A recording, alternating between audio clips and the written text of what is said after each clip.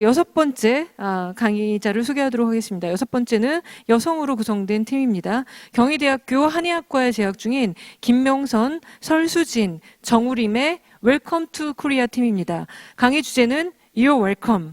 참 제목만 들어서는 좀 약간 의아하긴 합니다. 네, You're welcome. 큰 박수 부탁드립니다.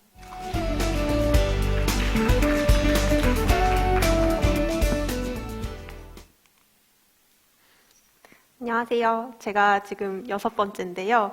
많이 약간 긴장을 풀기 위해서 질문 하나를 던지면서 시작을 할까 합니다.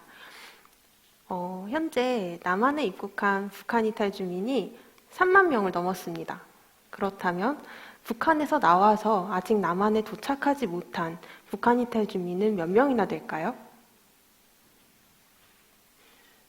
중국 내에만 30만 명에 달한다고 합니다. 저는 이 30만 명 중에 한 명이었던 제 친구의 어머니의 이야기를 들려드릴까 해요. 친구의 어머니는 북한을 떠날 때부터 몸이 좋지 않았지만 험한 산을 건너고 강을 건너면서 몸이 급격히 건강이 악화되셨다고 합니다.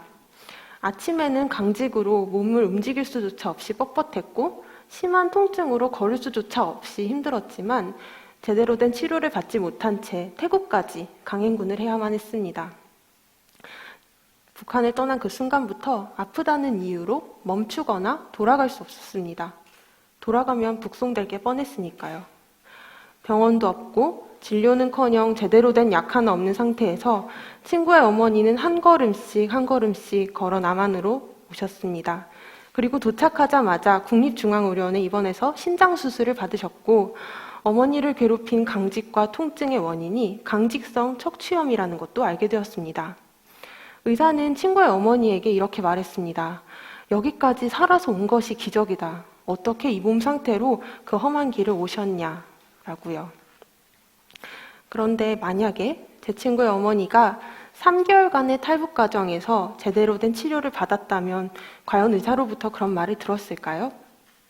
그리고 이것이 과연 제 친구 어머니만의 이야기일까요? 연구에 따르면 북한 이탈 주민 3명 중 1명은 제3국 체류 과정 중 질병에 걸린다고 합니다. 그런데 제대로 된 치료를 받지 못하고 악화되기 때문에 10명 중 9명은 남한에 도착해서까지 그 이후에도 계속 치료를 받아야만 합니다. 네, 받아야만 합니다. 물론 남한 정부는, 대한민국 정부는 남한에 있는 북한 이탈 주민과 북한에 있는 북한 주민에 대한 보건의료 지원을 하고 있습니다. 그러나 최대 30만 명에 달하는 탈북 루트에 있는 북한 이탈 주민에 대한 건강권은 심각하게 위협받고 있는 상황입니다. 따라서 탈북 루트에 있는 북한 이탈 주민이 남한으로 잘 올 수 있도록 웰컴 할 수 있는 보건의료 지원이 필요합니다. 현재 NGO 차원에서 북중 접경 지역에 병원을 세워서 북한 이탈 주민을 진료하고 있는데요.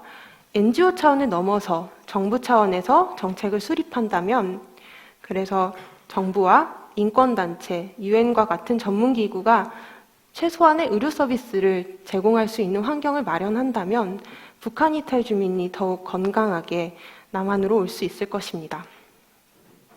그런데 이렇게 도착한 북한 이탈 주민은 또다시 차가운 벽과 맞춰야 합니다. 바로 차별입니다. 남한 주민 10명 중 8명은 북한 이탈 주민에 대한 편견이 있다고 응답했습니다.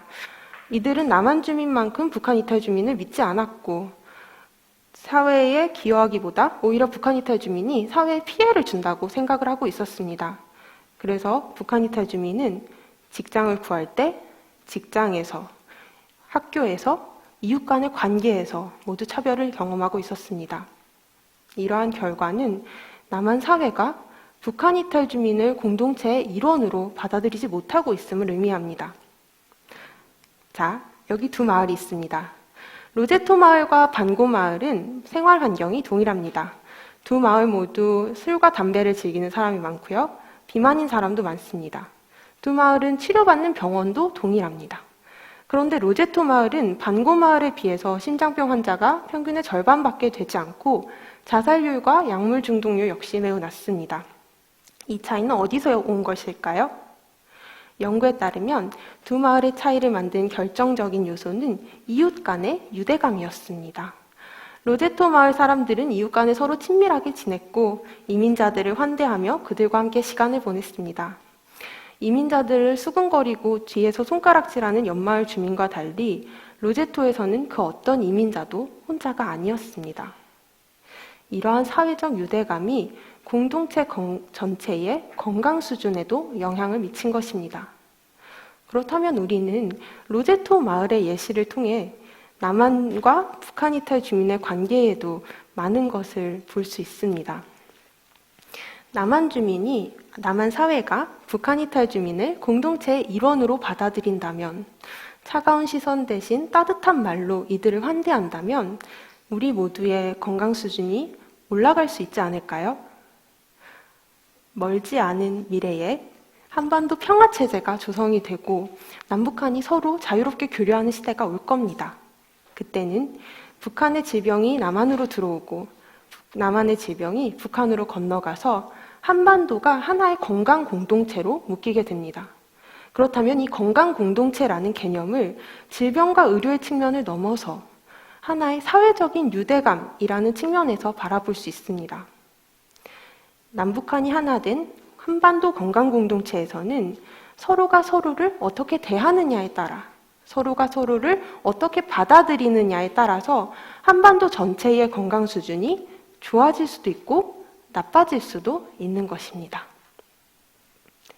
저희는 이 한반도 건강 공동체를 위해서, 한반도 건강 공동체의 건강한 미래를 위해서 웰컴을 제안합니다.